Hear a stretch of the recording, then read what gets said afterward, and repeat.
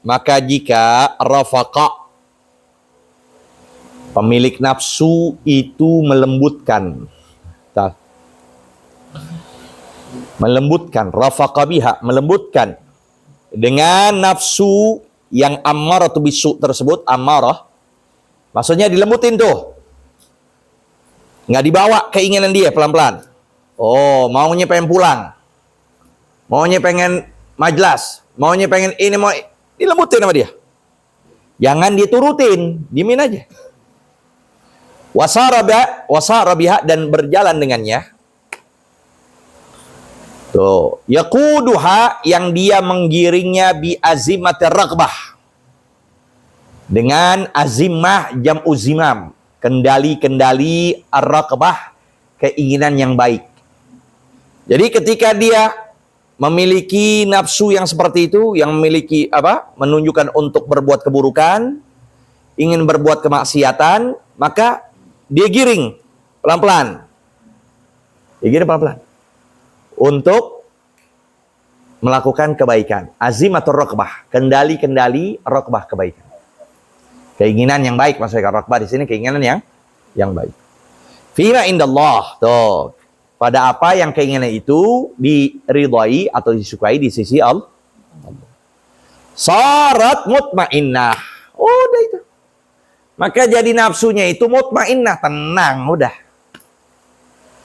Ketika udah lagi lutih di nafsu, sumpek di nafsu, pengen melakukan maksiat, tenangin dulu. Nah, mulai itu, wirid dikit-dikit, baca Quran dikit-dikit, dibawa, giring ke jalan kebaikan, pelan-pelan. Itu nafsu begitu. Ya, liar nafsu kita, liar. Harus kita giring, harus kita lawan. Makanya afdalul jihad itu, jihad yang paling utama, kita kendalikan nafsu. Jaga mata kita, mulut kita, telinga kita. Jaga semuanya. Nah, sampailah nafsu tersebut berubah posisi, yang asalnya dia ammarat bisu, jadilah dia nafsul tenang, tentram. Pagi, siang, sore, malam, semuanya positif. Bahkan jiwanya menjadi gelisah kalau nggak zikir pada Allah, gelisah kalau nggak belajar, gelisah kalau nggak murojaah, sumpah kalau nggak baca kitab. Itu namanya nafsul ta'muru bil khair wa tastalidzuhu. Itu dia maksudnya. Nafsu itu akan merintahkan kebaikan, tastalidzuhu, dia merasakan lezat dengan kebaikan itu. Kita belum tentu melakukan kebaikan dengan merasa kelezatan. Tapi kalau perbuatan baik itu kita rasakan lezat, itu berbeda. Makanya jangan kita merasa ini suatu khurafat, ini suatu dongeng. Melihat orang-orang soleh bisa melaksanakan sholat malamnya 1000 rakaat seperti Imam Ali Zainal Abidin, anaknya Muhammadil Bagir, begitu. Zainal Faqih Mugaddam. Enggak, bukan suatu hal yang dongeng atau khurafat atau cerita-cerita khoyalan, tidak. Karena dia mengerjakan dengan rasa lezat, menjiwai. Belajar dijiwai itu, tenang, nikmat, udah jadi kebutuhan. Lagi dingin-dingin makan mie rebus, bikinan wanmu, ya kan? Dingin-dingin sendirian, ngutang juga, beda. Dinikmatin banget. Tuh begitu amal perbuatan, harus begitu. Bangun malam kita, wirid kita, baca Quran kita, hafalan mutun kita, belajar tahqiq masail kita, dijiwai dengan ketenangan, dengan kenikmatan. Itu berbeda. Wa tanhani syarr wa tanfir anhu. Nafsu itu akan tanha, melarang, anisyar, dari keburukan, wa tanfir anhu, dan dia berpaling darinya, wa tafirru minhu, dan dia kabur dari keburukan itu. Sampai disebut wasahibun nafsil mutmainnah, pemilik nafsu yang tenang itu, ya'dhumu ta'ajjubuhu, besar keheranan-heranannya minan nas, dari manusia fi i'radihim, sebab berpalingnya mereka anit ta'at. Ini orang yang memiliki nafsu mutmainnah bingung, heran. Kok iya bisa nggak sholat subuh ya? Kok bisa nggak sholat berjamaah ya? Kok bisa nggak baca Quran sehari? Kok dengan mudah dia nggak sholat Jumat? Kok dengan gampang dia minum khamr? Kok mudah banget dia berzina? Bingung. Tuh orang yang memiliki nafsu mutmainnah. Makanya disebut ketika kitab Ihya datang ke Hadramaut, itu Al-Imam Syamsus Sumus Abdullah bin Abu Bakar Al-Idrus bicara kepada abahnya. Ketika disodorkan tuh kitab Ihya datang ke Hadramaut, ke Tarim, ada kitab Ihya di situ, Rubu'ul Muhlikat, 1/4 yang berbicara tentang hal-hal yang menghancurkan jiwa. Dia kebat-kebet gitu, buka-buka. Di situ dengerin. Di situ ada penyakit bohong. Digeleng kepala. Ada penyakit bohong. Ada penyakit sumpah palsu. Tuh Walidurus Akbar tuh. Dia bingung-bingung. Dia nanya sama abahnya, "Mbak, ada nih orang kayak begini?" Bayangin. Baru tahu ada orang bohong. Baru tahu ada orang sombong. Baru tahu ada orang hasut, dengki. Ada yang begini emang. Lihat tuh. Karena mereka nggak ada punya sifat begitu semua. Nggak ada sombongnya, nggak ada hasutnya, nggak ada bohongnya. Nggak ada punya penyakit-penyakit begitu. Maka merasa takjub. Merasa heran tuh dengan kitab Ihya. Karena kehidupan praktek dalam kehidupan sehari-hari nggak ada tuh begituan. Barulah datang Ihya di kota Hadramaut zaman Sayyidina Idrus Al-Akbar. Samsul Sumut Abdullah bin Bakar Al-Idrus. Baru tahu deh tuh, ya, ada sifat begini. Oh, itu perbuatan kita sehari-hari. Sombong, bohong, ya, merasa paling hebat sendiri, merasa paling masya Allah. Nah, orang yang memiliki nafsu mutmainnah merasa takjub, heran. Kok gampang begini? Kok gampang begitu? Tuh. Itu berarti memiliki nafsul mutmain. Ma'ama fiha minar ruh wal unsi wal ladzah. Bersama apa yang di dalam ketaatan itu minar ruh. Dari ketenangan, wal unsi, ketentraman, kenyamanan, uns, kenyamanan. Wal ladzah, kelezatan. Kok bisa berpaling? Wa fi iqbalihim 'alal ma'asi wasyahwati ma'a ma fiha minal ghami wal fahsyi wal mararati. Dan di dalam mendatangkan diri mereka atas maksiat dan syahwat bersama apa yang di dalamnya dari gham, dari gelisah, sumpek, wal wahsya liar, jadi nafsunya, wal mararah, pahit kehidupannya. Wa yahsab annahum yajiduna wa yadzuquna fil amrain. Dan dia menyangka bahwasanya mereka itu yang berpaling dari taat, yang datangin maksiat.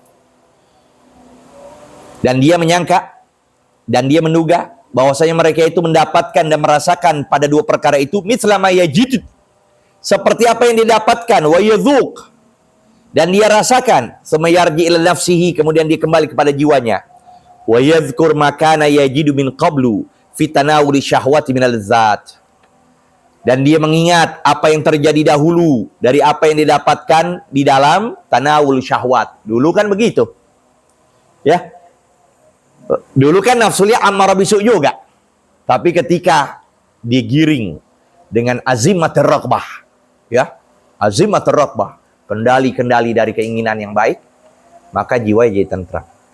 Dia pikirin, oh iya dulu aneh juga begitu, bisa ya aneh begitu, ya Allah. Ya Allah, aneh sampai nggak sholat, aneh sampai nggak baca Quran, kok bisa? Sekarang aneh nggak baca Quran, oh gelisah hati aneh. Tapi dulu sebaliknya, aneh ngelihat, naudzubillah, film porno, seneng, melihat begini enak, kok bisa dulu begitu? Nah, dipikirin tuh. Karena dulu dia dapatkan amarat bisu, jiwanya selalu perintahin keburukan. Sekarang nafsul mutmainnah, jiwanya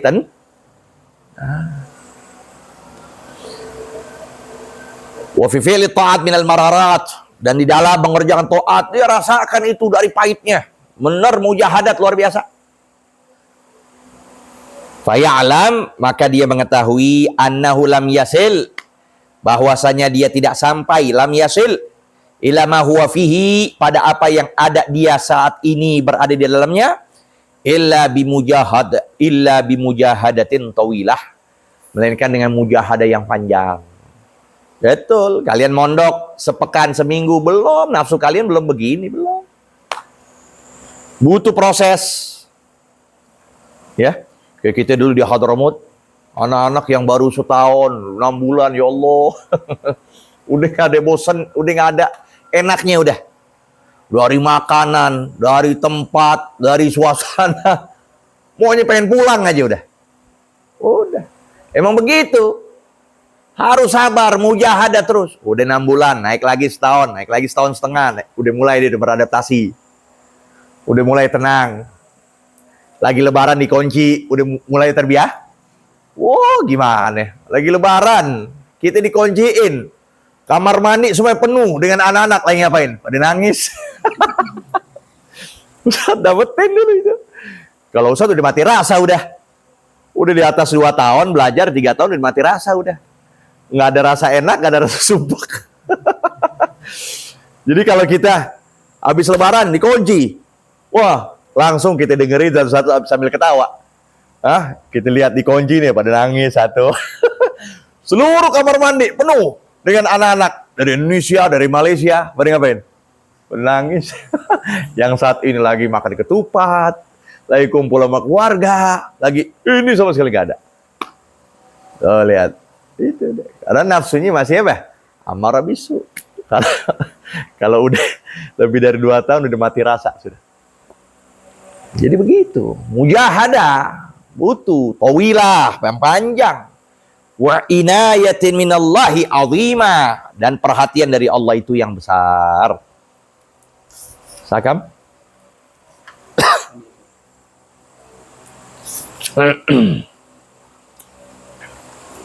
Faqad alimta anna sabra 'anil ma'asi wa syahwat wa 'ala mulazamati ta'at.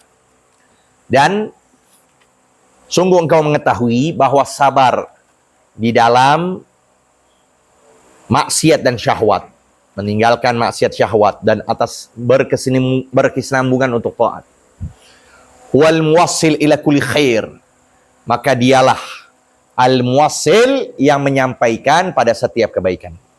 Wal muballigh ila kulli maqamin syarif wa halin munif, dan ya muballigh menyampaikan, muwassil muballigh, mutaqarrib itu mana? Kepada setiap kedudukan yang mulia dan keadaan yang tinggi. Tuh, munif, murtafi, alin. Ya, keadaan yang mulia, kedudukan yang mulia dan keadaan yang tinggi. Sabar. Sabar udah.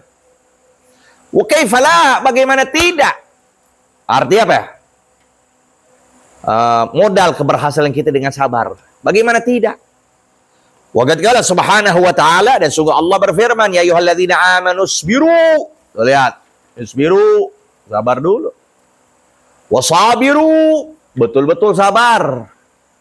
Warabitu, ikat. Artinya di tafsir ini, intadhiru as-salawatil khams wahidatan ba'da wahidatin. Artinya tunggu setiap sholat 5 waktu. Ntar dari subuh nanti datang ke duhur, duhur datang ke asar, asar datang maghrib, maghrib isya. Rabitu, ikat tuh. Tunggu dengan baik-baik, betul-betul. Kerjakan dengan waktu yang dari pertama dan yang kedua, kerjakan dengan amal-amal baik sampai datang waktu kedua, waktu ketiga. Selangkan itu dengan amal-amal kebaikan. Wattaqullaha la'allakum tuflihun, dan takwalah engkau kepada Allah la'allakum tuflihun, pasti kalian menjadi orang yang beruntung. Wa qala ta'ala wa tammat kalimatu rabbikal husna 'ala bani Israil bima sabaru. Sempurna sudah. Ya. Atas apa yang Allah berikan kepada Bani Israel. Kenapa? Bima sabaru, dengan apa yang mereka sabar. Mereka berhasil. Yaitu para anbiya, para nabi-nabi yang ada di Bani Israel. Nabi Musa, gimana sabarnya? Ya, Nabi Musa. Nabi ya Harun, semua. Dan Bani Israel yang begitu hebat dapat penderitaan, tapi didasarkan kesabaran mereka berhasil.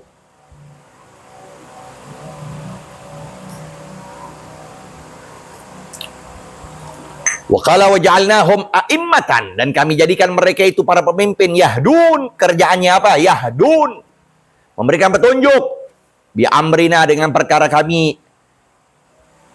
Lamma sabaru, tak kala mereka jadi apa?